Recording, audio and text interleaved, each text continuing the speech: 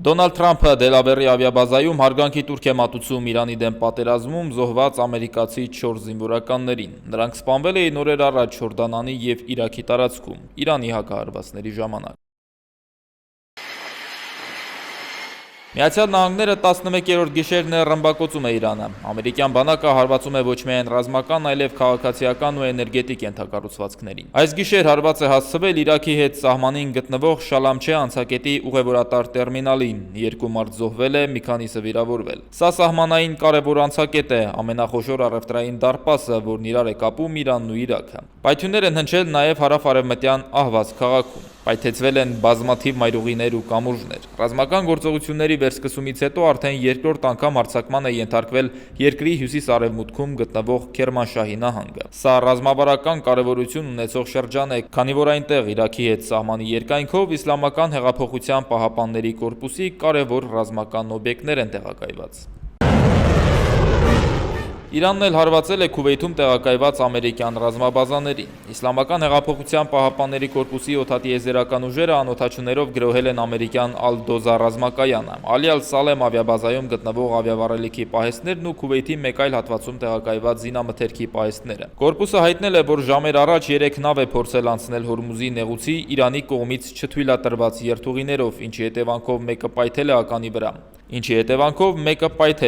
վրա։ Թեհրանը զգուշացնում է, նեղուցը գտնվում է Իրանի լիակատար վերահսկողության տակ և կմնա լիովին փակ, քանի դեռ ԱՄՆ-ն չի դադարեցնում հարձակումները։ Կորպուսը նաև զգուշացրել է, նավթատարը ոչ մի տանկեր չի կարողանա մուտք գործել և դուրս գալ նեղուցից, և եթե փորձի տեղաշարժվել առանց Իրանի թույլտվության, անվտանգ դուրս գալ չի կարողանա։ Միացյալ Նահանգները ոչ մի դեպքում թույլ չի տա, որ Հորմուզի նեղուցը մնա Իրանի վերահսկողության տակ, ի պատասխան զգուշացրել է պետքարտուղար Մարկո Ռուբիոն։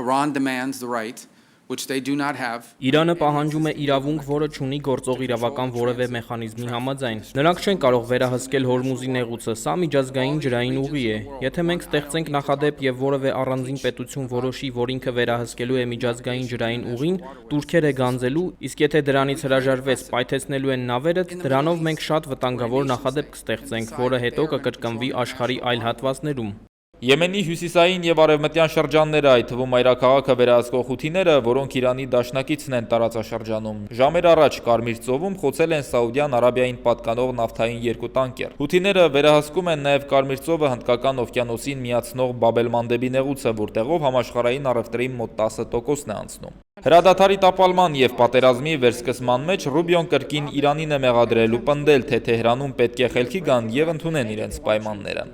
Նրանք հիմա դեռ պատրաստ չեն գնալ գործարքի, բայց շուտով կանեն դա, որովհետև շատ թանկ գին են վճարում դրա համար, չնայած նրան, թե ինչ կոշտ ու գույնզգույն բառապաշարով են խոսում։ Այդ ամենն էական չէ, փաստն այն է, որ նրանք ահռելի կորուստներ են կրում և կշարունակեն կրել, եթե խելքի չգան։ Ցավոք դեռ խելքի չեն եկել։ Մինչ Միացյալ Նահանգները պահանջում է Իրանից դադարեցնել իր միջուկային ծրագիրը, մյուս ձեռքով պատրաստվում է միջուկային տեխնոլոգիա տալ Մերձավոր Արևելքում իր գլխավոր դաշնակիցներից մեկին՝ Սաուդյան Արաբիային։ Վաշինգտոնն ու Էր-Ռիադը պայմանավորվել են, որ արաբական թագավորությունում առաջին ատոմակայանը կկառուցվի ամերիկյան տեխնոլոգիայով։ Սաուդյան Արաբիան ԱՄՆ-ի ռազմավարական գործընկերն է, ասել է Ռուբիոն ու պնդել, թե իրենք վերահսկելու են սաուդական միջուկային ծրագիրը։ Եթե որևէ երկիր ուզում է խաղաղ միջուկային ծրագիր զարգացնել, մենք ուզում ենք, որ նրանք մեզ հետ անեն դա, ոչ թե ուրիշ երկրի։ Սաուդյան Արաբիայի դեպքում եւս մենք տեղում հսկելու ենք, որպեսզի այն չվերածվի միջուկային զենք ստեղծելու ծրագրի։ Իսրայելից սակայն բավական նյարդային են արձագանքել այս լուրին։ Հրեական պետության նախկին վարչապետ Նավթալի Բեննեթը հայտարարել է, որ սա անթույլատրելի է և սպառնում է Իսրայելի ազգային անվտանգությանը։ Մեկ այլ նախկին վարչապետ Յայիր Լապիդն ու իսրայելցի այլ նախկին պաշտոնյաներ պնդել են, որ սա Նեթանյահուի կառավարության տոտալ տապալումն է։